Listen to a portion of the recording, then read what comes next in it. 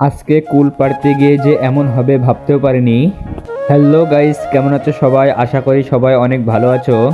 আজকে আমরা ঠিক করলাম যে কুল মাখা করব, তাই চলে যাচ্ছি কুল পাড়তে। আমাদের মাঠে একটা কুল গাছ আছে, সেই কুল পাড়বো আজকে। এই দেখো, এই কুল গাছ থেকে আজকে কুল পাড়বো।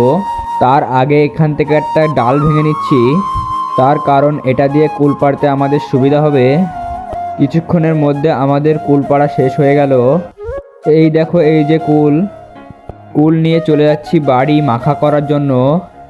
দেখতে পাচ্ছ, বাড়ি এসে কুলগুলো থেতো করা হয়ে গেল। থেতো করার পর কুলগুলো ভালোভাবে মাখিয়ে নিচ্ছে। এই যে দেখতে পাচ্ছ, কুল মাখা হয়ে গিয়েছে। কুল মাখা খাওয়ার পর চলে গিয়েছিলাম গোপালনগর বাজারে। এখানে এসে আমার জন্য একটা প্যান্ট নিয়ে নিলাম। এই যে দেখতে পাচ্ছ, এই প্যান্টটা পছন্দ হয়েছে, তাই নিয়ে চলে যাচ্ছি।